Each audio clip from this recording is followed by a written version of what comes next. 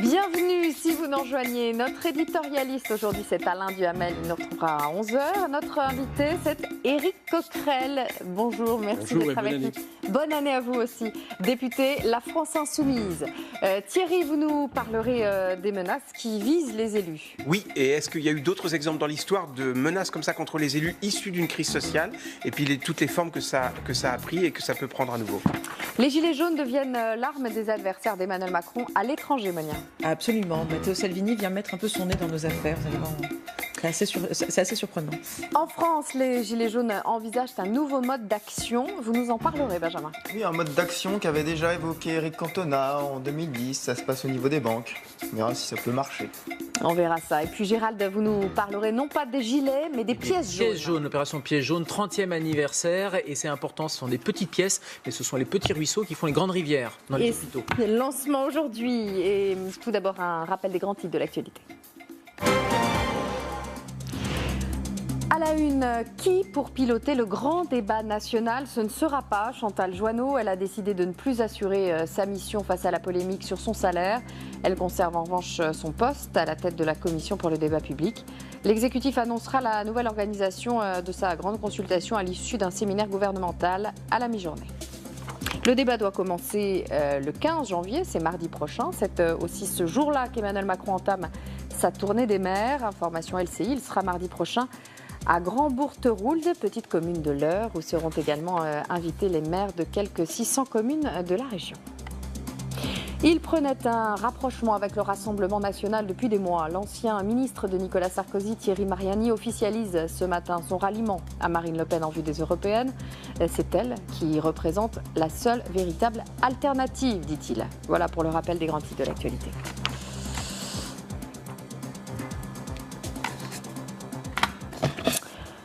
Bon, et bien maintenant, place à notre invité Éric Coquerel de la France Insoumise.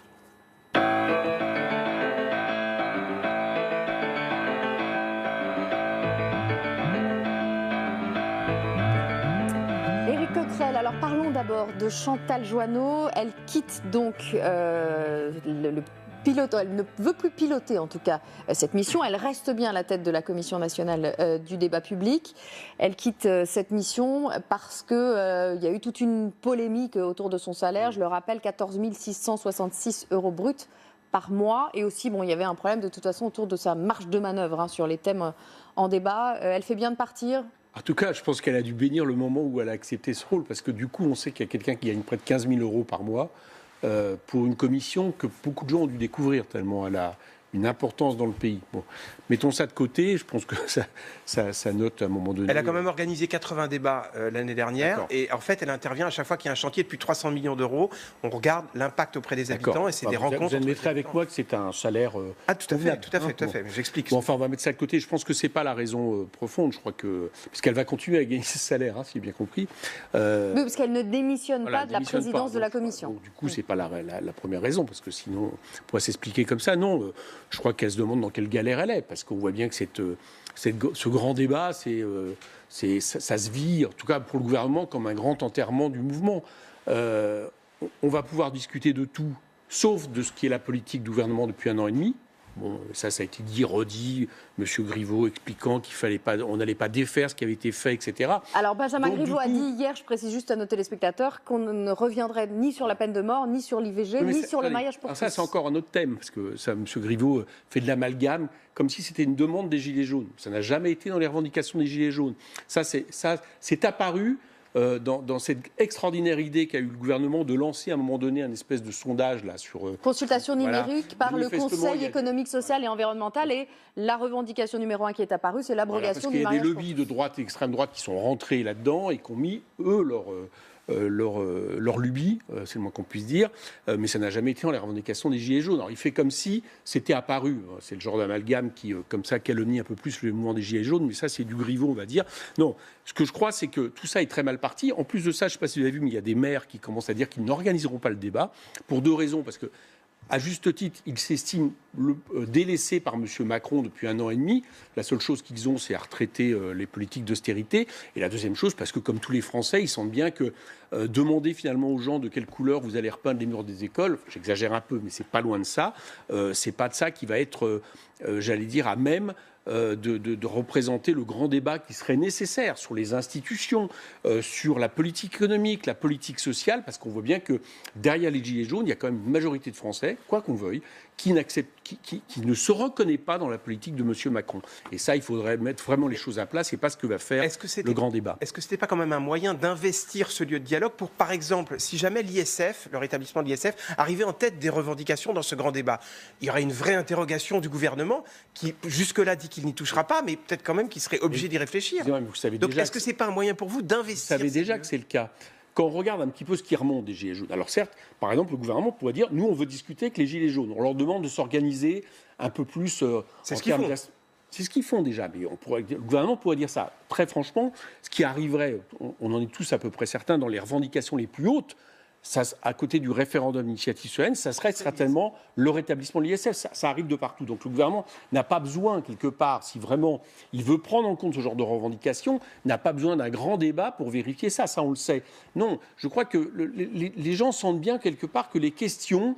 il y a déjà les réponses, le gouvernement a déjà des réponses aux questions qu'il souhaite poser et celles à laquelle il souhaite limiter ce grand débat. Et tout le monde sent bien que c'est un peu une entourloupe. Éric Coquerel, vous dites, vous entendez bien... Ça coûte cher vu le salaire de Joanneau. Vous entendez bien certains maires qui ne veulent pas y participer. Est-ce que cela veut dire que les maires de la France insoumise ne participeront pas à ce grand débat? Mais les maires, vous savez, les maires, ils ont un mandat, ils n'ont pas un mandat lié à un parti, donc ils feront ce qu'ils souhaitent par rapport à ça. Oui, mais vous avez bien des remontées. Oui, on a des remontées, mais pas seulement de France insoumise. On a des remontées de maires de petites villes qui n'ont pas d'étiquette politique et qui trouvent un peu gros que tout d'un coup on s'intéresse à eux pour aller organiser des grands débats, mettre leur légitimité, parce que souvent ils ont encore une légitimité forte. C'est des élus qui ont beaucoup de légitimité, même si malheureusement ils sont obligés d'appliquer des politiques injustes imposées par l'État.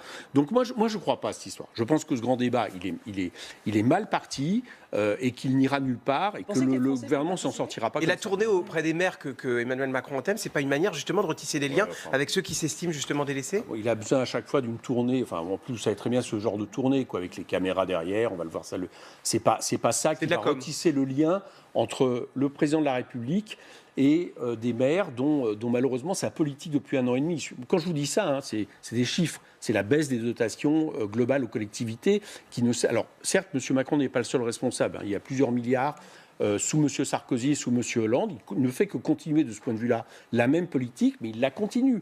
Bon, donc moi je ne crois pas que les édiles locaux voient d'un bon œil cette histoire, une participation à quelque chose qui est, encore une fois, qui est pour moi une grande entourloupe. Benjamin ? Vous demandez à ce qu'on l'annule?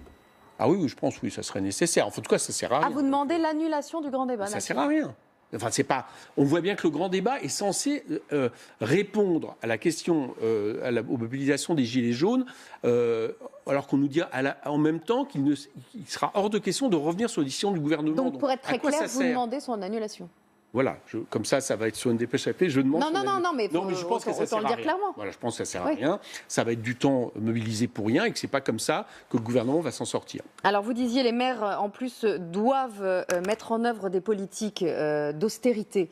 Il y a tout cet imbroglio autour de la taxe d'habitation qui ne vous a pas échappé, avec suppression totale ou pas finalement de la taxe d'habitation, peut-être le maintien de la taxe d'habitation pour les 20% les plus aisés, mais ça comprend aussi une partie de la classe moyenne. Faut la maintenir, cette taxe d'habitation pour les plus riches. Dès le départ, c'était une mauvaise idée de la supprimer.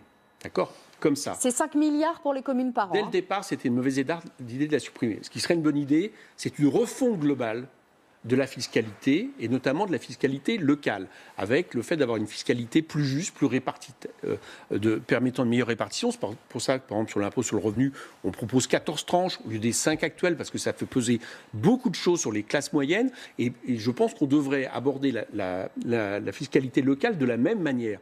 Et là, on supprime une taxe d'habitation dont on sait que pour plein de villes, c'est évidemment quelque chose d'absolument nécessaire. Alors l'État nous dit, il n'y a pas de Compenser à problème. l'euro près. C'est compenser à l'euro Oui, près. c'est ça, ce que l'État nous dit. C'est ce que l'État dit. Oui, mais on ne sauf sait que- pas encore sauf comment. que- Voilà. On ne sait pas comment. Ouais. Dans le budget, on ne sait pas comment. Ça, je peux vous assurer, je suis à la commission finance, on ne sait pas comment. Et la deuxième chose, c'est que l'histoire nous enseigne que depuis quelques années, il y a des transferts de compétences aux collectivités qui ne sont pas, assurés justement à l'euro près. C'est pas vrai, c'est pas ce qui se passe. Donc vous me permettrez d'en douter. Et je crois qu'il eût mieux valu justement remettre à plat cette fiscalité, faire quelque chose de plus juste, de plus légal. Alors au lieu de ça, qu'est-ce que fait le gouvernement? Là, comme il est pris aux entournures, au lieu d'accepter par exemple de revoir la question du rétablissement de l'ISF qui a été un cadeau pour aller vite aux plus riches des actionnaires, au lieu de revoir la flat tax, cette espèce de bouclier du capital, eh bien tout d'un coup il dit on va faire payer par les 20% les plus riches. Enfin tout ça, ça sent le bricolage quoi, pour aller vite. Le chiffre qui a été publié ce matin sur les Échos qui montre qu'il y a 57,4 milliards d'euros qui ont été redistribués aux actionnaires cette année. C'est un record, plus 12,8% par rapport à l'année dernière, plus 62% par rapport à 2009. Ça veut dire quoi? Ça veut dire qu'il fait, pour vous, il fait pas bon être... Ça veut dire que vous expliquez le mouvement des Gilets jaunes aujourd'hui. Pourquoi? Parce que ce chiffre... Mais c'est pas bien d'être riche aujourd'hui. Non, c'est pas ce que je veux dire. Attendez, ce chiffre est à mettre en parallèle des autres chiffres, je parle des chiffres de l'INSEE, pour qu'on soit bien précis, qui montrent que le pouvoir d'achat globalement des Français baisse en cette année 2018. La consommation populaire baisse, le chômage stagne, voire remonte pour certains emplois. Donc ça veut dire que la politique de M. Macron, défendue par M. Le Maire, je vous le dis, c'est M. Le Maire. M. Le Maire nous dit on va mettre beaucoup d'argent en capital, ça va faire les investissements de demain, les emplois d'après-demain. C'est la fameuse phrase d'Helmut Schmidt en 1974 pour les plus anciens. Cette politique ne fonctionne pas. Ce qui s'est passé, effectivement, c'est que les dividendes et les actions ont explosé. On a atteint, en 2018, 2 fois la moyenne d'augmentation des dividendes dans le monde, en France. Donc ça marche. L'argent est parti aux dividendes chez les actionnaires. Mais on voit bien que ça ne ruisselle pas. Ça ne remonte pas dans la société, pour une bonne raison. C'est qu'il n'y a pas de contrainte, il n'y a même pas de fléchage. Et quand on demande à Le Maire, mais comment vous allez nous garantir que cet argent va partir dans l'économie? Il nous dit le bon sens. Excusez-moi, mais la logique capitaliste, elle agit, c'est pas une morale, elle agit pas sur du bon sens. Elle agit pour alimenter la rente, pour que les gens disent je vais investir, je vais acheter telle action de telle entreprise parce qu'elle rapporte plus que celle du voisin. Tout ça est un non-sens, c'est une politique à la fois injuste parce que en attendant, c'est nous qui payons ces cadeaux fiscaux. Nous, quand je dis nous, tous les Français qui ne sont pas parmi ces plus riches. Mais en plus de ça, économiquement, c'est quelque chose qui nous met dans une fort mauvaise situation au moment où, au niveau international, la conjoncture internationale est en train de se renverser. Ce qui fait que nous n'aurons même pas le bas de laine que nous avions en 2008, sur lequel nous avons pu puiser, notamment en termes de consommation intérieure, pour essayer de surmonter la crise qui va arriver. Je pense que c'est ça qui explique aussi les Gilets jaunes. Une politique injuste, une politique inefficace. Allez, on se retrouve dans 2 minutes, Éric Coquerel. Vous restez avec nous, on parlera notamment de la bataille des cagnottes, de la loi contre les manifestants violents. Et puis de ce dernier sondage, Emmanuel Macron remonte. Et le Front National, le Rassemblement National aussi, la France Insoumise est en baisse. On en parle tout de suite.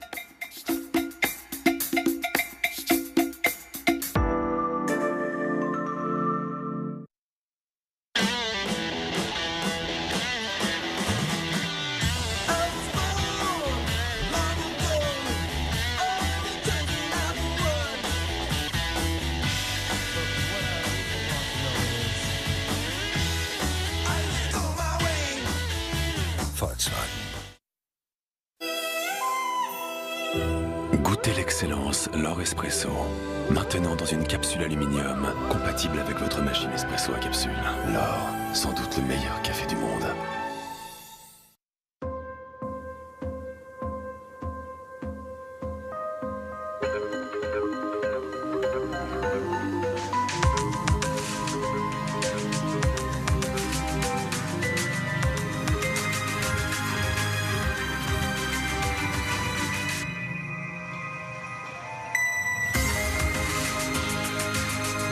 Ce n'est pas le monde qui avance, c'est vous qui le faites avancer.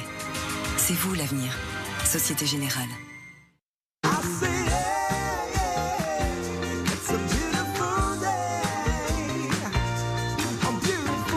Grâce à Culligan, dites stop au calcaire, traces de pesticides et de nitrates. Jusqu'au 22 janvier, 200 € offerts. Rendez-vous sur culligan.fr.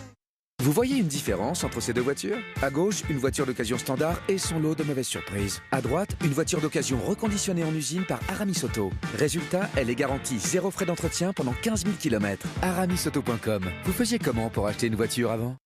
Eh Denis, Oui. si j'ai trop de malus, où est-ce que je peux être assuré? Assu 2000. Et ça marche aussi pour les permis déjà annulés. Merci. Avec plaisir.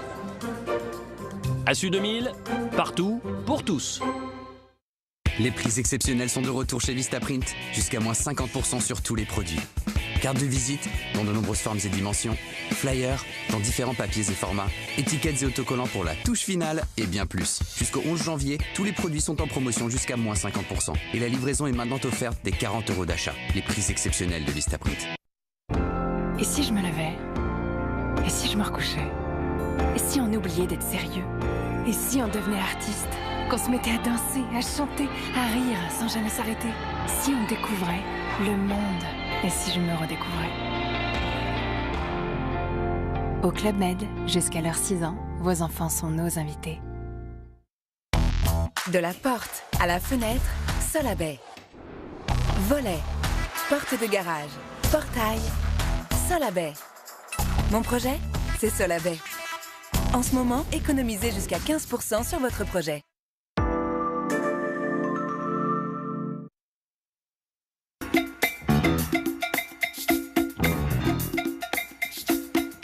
Suite de notre émission avec Éric Coquerel de la France Insoumise, député de la France Insoumise de Seine-Saint-Denis. Parlons maintenant avec vous de la bataille des cagnottes. Alors il y en a deux. Il y a la cagnotte qui a été mise en ligne pour soutenir le boxeur qui avait frappé des gendarmes mobiles sur un pont à Paris samedi. Et en contre-cagnotte, quelque part, la cagnotte qui a été mise en place par Renaud Muselier, président de la région Sud, pour venir en aide aux blessés parmi les forces de l'ordre. Jean-Luc Mélenchon, il est un peu pointé du doigt quand même parce qu'il a soutenu cette idée de cagnotte pour le boxeur. Il dit ceci: il est interdit de faire des collectes pour payer des amendes. Or, Christophe Détinger, donc c'est le boxeur en question, n'est pas condamné. Et l'objet de la collecte est d'aider la famille. Le but de ceux qui veulent interdire cette collecte est de détruire la famille aussi. Détruire la famille. Détruire la famille, c'est un peu hard quand même, non? Vous avez vu la situation familiale de ce boxeur? C'est pas, moins qu'on peut dire, c'est que c'est pas. Mais vous avez vu les coups qu'il a donnés aussi sur les gendarmes mobiles? Il y a deux choses. Il y a les faits qui ont eu lieu, d'accord. Et le fait alors d'abord, ce qui m'ennuie là-dedans, c'est qu'il y a une collecte qui démarre, qui au début comment ça s'appelle? Est mise en ligne par Litchi, et Litchi ferme la cagnotte. J'ai du mal toujours je pense aux fruits. Donc j'ai raison. Par Litchi, qui ferme la cagnotte au bout d'un moment sur pression du gouvernement quand même. Ils ont été. Alors c'est pas tout à fait ça, c'est parce que le niveau, parce que quand on lance une cagnotte, lorsqu'on lance une cagnotte, il y a un montant. Oui. Quand le montant est dépassé, dans les règlements de l'Etchi, ils ont le droit de l'arrêter. Comme par hasard, c'est venu juste après cette explication qu'il y a eu une montée en ligne de différents ministres. Bon, j'ai cru entendre dire que ce boxeur risque plusieurs dizaines de milliers d'euros d'amende. On parle de jusqu'à 70 000 euros. Qu'à un moment donné, il y ait une cagnotte qui soit faite, non pas pour payer l'amende, on n'a pas le droit de le faire, je vous rappelle, c'est interdit de toute façon. Bon, mais pour faire en sorte de subvenir aux moyens de payer un avocat, moi, je ne comprends pas en quoi, tout d'un coup, on cesse cette cagnotte. Moi, à mon avis, je vais vous dire pourquoi ils ont cessé cette cagnotte. C'est qu'ils ne pensaient pas qu'elle aurait un tel succès. Et ça veut dire quelque chose de la situation. Ça veut dire que ces images de ce boxeur, manifestement, il y a d'autres images qui existent où on voit qu'avant, il y a eu pas mal de lacrymogènes, une grenade de désencerclement qui a été envoyée au-dessus de la foule, etc. Donc, il y a des qui justifie les violences du boxeur. J'ai dit qu'à un moment donné, nous sommes dans une situation où quelque part, les affrontements, d'accord. Vous, par exemple, vous célébrez souvent le 50e anniversaire de 68. Quand je dis vous, c'est pas vous personnellement, mais sur les médias, on le voit, il y a des images en sépia, noir et blanche, des nuits des barricades, que je sache, tout ça n'a pas été dans la dentelle, d'accord. C'est qu'on sait bien qu'à un moment donné, vous avez des processus, des escalades de violence. Bon, et à l'époque, les policiers étaient bien moins protégés qu'aujourd'hui. Eh bien, moi, je pense que de la même manière, vous avez quelque chose qui s'est mis en branle dans la tête de ce boxeur par rapport à ce qu'il ressentait, par rapport à des... Mais au point d'en faire un héros? C'est ça, pas d'en faire un héros, mais à l'inverse, parce que pour autant, c'est ce que vous dites que... Est-ce que pour autant, mais lui-même ne demande pas à être un héros d'ailleurs, mais est-ce que pour autant, on doit empêcher quelque part à un moment donné une solidarité qui s'exprime? Est-ce que le fait de réprimer cette solidarité ou de fermer la cagnotte, ça ne va pas jeter de l'huile sur le feu justement et rajouter au sentiment de une banque? Parce que Litchi, c'est une banque, c'est le crédit mutuel. Je pense qu'il y a toute une manière dont aujourd'hui se sont gérées ces questions où les gens, au lieu de considérer que c'est pas normal d'aller boxer comme ça un policier, des policiers notamment à terre, se disent, eh bien, nous, on se sent finalement plus solidaire de ce boxeur et de cette personne qui est venue... La misère justifie la violence. Oui. La misère justifie la violence. Non, ce qui à un moment donné se passe, c'est que quand vous avez une escalade dans la répression, etc., vous avez des phénomènes qu'il faut essayer de comprendre. Donc c'est la compréhension. Vous savez comment il s'appelle, Grimaud, qui était le préfet de police de Paris en 68, grâce à qui, très certainement, il n'y a pas eu de morts dans les rues. Il y en a eu un ou deux, mais en marge. Oui. En marge, pas dans les répressions. D'accord. Qu'est-ce qu'il expliquait? Il s'adressait à ces hommes, d'accord, et il disait attention à ne pas frapper à un moment donné quelqu'un à terre ou quelqu'un qui est dans des conditions que vous n'avez pas à le faire, parce que vous aurez à ce moment-là 10 manifestants en face de vous qui seront solidaires avec cette personne. Bon, je pense qu'il avait vu juste, c'est-à-dire que le gouvernement joue, c'est plus les gouvernements que les policiers, jouent aujourd'hui un espèce de jeu de la tension, de jeu de la j'allais dire aussi de dramatiser les choses. Parce que moi, j'ai vu par exemple les images de samedi dernier. Je ne les justifie pas, qu'on brûle des scooters, etc. D'accord? Mais vous avez remarqué qu'il n'y a pas une vitrine de cassée, par exemple. On avait Parce qu'elles l'impression... sont toutes protégées maintenant, les vitrines. Oui, non, elles n'étaient pas protégées à ce moment-là. Non. On a l'impression, je pense qu'il y a quelque chose qui dramatise, qui monte en tension, dans lequel le gouvernement a pris largement son rôle, peut-être pour essayer d'apparaître comme le parti de l'ordre, un peu comme le parti gaulliste en 68. Je ne sais pas quel est derrière, mais je crois que tout ça est en train de développer, et en ça, je pense qu'ils ont une large responsabilité, y compris dans les mots d'un Griveaux, par exemple, le climat de violence autour de la question des Gilets jaunes. Et par rapport à ce boxeur, eh bien, moi, je peux vous dire une chose, les gens vont se dire, il y a 2 poids, 2 mesures. D'un côté, il y a Benalla au Tchad, d'accord, avec 8 mises en examen, et avec quelqu'un dont il n'y a pas longtemps encore, le président de la République demandait qu'il y ait de la compréhension. Et de l'autre côté, eh bien, il y a le fait qu'on arrête cette collecte litchi. Éric Coquerel. Il y a 2 poids, 2 mesures, et c'est ça aussi qui est ce sentiment d'injustice terrible qui est en train d'animer le pays. Alors, Éric Coquerel, vous dites que le gouvernement met un peu en scène le désordre et donc l'ordre. La majorité, elle, vous accuse de l'autre côté d'attiser les violences.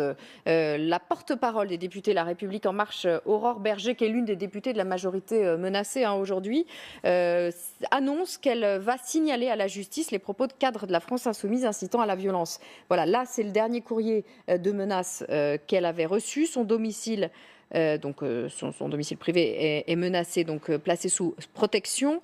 Et Aurore Berger vise donc 2 cadres de la France Insoumise. Je ne sais pas si vous savez lesquels. En tout cas, elle ne les nomme pas dans la lettre qu'elle va adresser au procureur de la République de Paris. Donc la France Insoumise joue un sale jeu, quoi, en gros. Oui, c'est ça. On a compris qu'on nous tapait. Hein. Ça, on a vu vous ça. Attisez la haine et donc les violences. Griveaux, on a compris qu'on était la cible. Manifestement, on les gêne, je pense. On va l'écouter, Aurore Berger, donc ça, vous pourrez lui répondre. On va l'écouter, pardonnez-moi. Le fait que des hommes et des femmes politiques, depuis 18 mois, aient incité à la violence, se félicitent de l'insurrection. Qu'on parle d'insurrection, mais je pense notamment à la France Insoumise. Donc moi, je prends mes responsabilités. Aujourd'hui, je vais écrire au procureur de la République de Paris pour lui signaler un certain nombre de propos. Parce que, en tant qu'élu de la République, quand on a connaissance de crimes ou de délits, c'est notre devoir, notre responsabilité de les signaler. Et on a des propos aujourd'hui qui clairement invitent à commettre des délits ou des crimes. Alors, répondez-lui. Ouais. Vous savez, il n'y a pas longtemps, il y a eu des menaces racistes vis-à-vis de députés En Marche qui n'avaient aucun rapport avec les Gilets jaunes. On en a parlé ce week-end. D'accord. Nous, on a évidemment exprimé notre plus grande solidarité vis-à-vis de ces personnes. J'aurais bien aimé qu'Aurore Berger, pendant quelques temps, exprime sa solidarité sur les menaces de mort qu'on a reçues 5 députés de la France Insoumise. Je ne l'ai jamais entendu par rapport à ça. Début 2018, c'était ça. Comment? C'était début 2018. Oui, bien sûr. Moi, j'ai même été agressé par Action française. Donc, j'aurais bien aimé. On ne l'a jamais entendu, Aurore Berger. Jamais. D'accord? Donc, elle s'est fait cette spécialité. Et moi, elle me donne des idées. Parce que je me demande, pour l'instant j'en suis là, si on ne devrait pas nous attaquer, par exemple, M. Griveaux, quand il explique qu'il parle d'esprit munichois, qu'il explique que Jean-Luc Mélenchon est sorti, en gros, du cadre de la République. Parce que alors ça, comme quelque part, appel à la violence, y compris contre nous, esprit munichois, c'est pas peu de choses. Lorsque Jean-Luc Mélenchon dit dans un tweet le 20 décembre, la France s'ébroue, comme il est beau de voir lorsque la France s'ébroue, c'est en se tournant vers ses grands principes. Alors qu'il y a de la casse, il y a des violences. Attendez. Est-ce que c'est pas quand même une façon de... Je vais être clair. Nous appuyons le mouvement des Gilets jaunes parce que nous considérons que c'est un processus révolutionnaire. Voilà, nous l'assumons. Nous sommes pour une révolution citoyenne par les urnes. Sauf qu'elle est un peu violente quand même, votre révolution. Je vais y revenir. Nous sommes pour une révolution citoyenne. Donc ne vous étonnez pas que nous nous félicitions qu'un mouvement social dans ce pays, citoyen, qui pose des questions qui nous semblent bonnes et nécessaires. On en revient à ce qu'on disait tout à l'heure sur les actionnaires, sur l'injustice fiscale, sur les privilèges, sur plus de démocratie dans une monarchie présidentielle qui étouffe. Ne vous étonnez pas que nous la soutenions. Dans ce mouvement, quand on a des mouvements historiques de cette ampleur en France, il y a toujours des débordements violents. Toujours. Je vais y revenir là-dessus après, mais il y a toujours des débordements violents. Je reviens sur l'histoire de 68. Tout le monde aujourd'hui, en gros, les gens, on a des élites qui aiment bien les révolutions quand elles sont dans les expositions, dans les images d'Épinal. Mais quand ils sont face, en général, c'est un tout autre discours. Donc ça fait partie quelque part du problème. Nous pensons que la violence n'est jamais la solution. Vous savez pourquoi d'abord ? Parce que ceux qui en sont les premières victimes, c'est quand même les manifestants. Je vous rappelle qu'on a un record en termes de nombre de blessés. Il y a 10 morts. 10 morts. Je ne dis pas par rapport uniquement à la répression. Si ce n'est cette vieille dame à Marseille qui a reçu quand même cette grenade lacrymogène. Il y a des blessés graves, donc c'est jamais sûr. Et puis autre chose, c'est qu'on pense que c'est le nombre qui peut l'emporter. Et que par exemple, quand vous avez de la violence, vous n'allez pas venir avec votre poussette, avec vos enfants, Éric Coquerel, etc. Mais pour autant, pas d'hypocrisie. On sait très bien que dans un mouvement de cette ampleur, vous avez une part de violence qui s'exprime. Pour l'instant, attendez, juste je termine. Oui, mais il nous reste une minute et j'aimerais vous entendre sur autre chose. Je vais très vite. Pour l'instant, j'observe une chose. C'est qu'on a un Luc Ferry qui appelle à tirer sur les manifestants, et de l'autre côté, j'entends heureusement aucun manifestant qui appelle à tirer sur des policiers. Donc, je veux dire, faisons un peu la part des choses dans la hiérarchie des violences. On n'est heureusement pas dans une guerre civile, et je trouve que des fois, le gouvernement utilise un peu trop ces termes, et lui-même Éric Coquerel, pour la première fois depuis mai 2017, votre parti, la France Insoumise, n'est plus, selon le dernier sondage IFOP, la première force d'opposition à Emmanuel Macron. IFOP, donc pour Paris Match, vous êtes devancé par le Rassemblement national de Marine Le Pen, qui, elle, est à la hausse. Ça vous inspire quoi, cette chute, et le fait que vous ne gagnez pas, finalement, que vous ne soyez pas le principal gagnant de ce mouvement des Gilets jaunes? Moi, ce sondage c'est le même sondage qui voit M. Macron plus 7 points, c'est ça? Oui. Plus 5, plus 5 et Edouard Philippe plus 7. Alors là, je ne sais pas où ils ont été le faire, mais bravo, quoi. Parce que là. Non, mais alors, ça, c'est toujours. Vous ne pouvez pas dire que les sondages vous plaisent quand c'est des bons chiffres. Non, c'est pas ça. Là, le truc, c'est que vous dites depuis très longtemps que le programme des Gilets jaunes, c'est quasiment à 80% votre programme. Et là, il n'y a pas de transcription dans les faits. Je dis que ce sondage me laisse quoi? Parce que je suis comme vous, je prends le métro, je prends les transports, je discute avec les gens. Non seulement je vois. Parce que pendant la perquisition, il y a eu un trou d'air, ça c'est vrai. Mais je vois à nouveau beaucoup de gens revenir vers nous en disant « tenez bon », comme on l'avait au début de la période de notre mandat. Et deuxième genre, je vois plein de gens qui me disent « pique-pan du président de la République ». D'accord ? Donc je suis un peu étonné qu'il gagne 5 points. Mais admettons, je remarque que 30 points, 30%, on est haut. Je remarque qu'on est d'autant plus haut que, comme vous venez de le noter avec Aurore Berger, on est bien plus la cible du gouvernement que Mme Le Pen. Je remarque ça. Manifestement, ils ont choisi leur adversaire. Bon. Et puis en plus, troisième chose, on verra à la fin. Pour l'instant, moi, je ne vais pas faire notre politique par rapport à des sondages. On n'a pas une vision boutiquière des Gilets jaunes.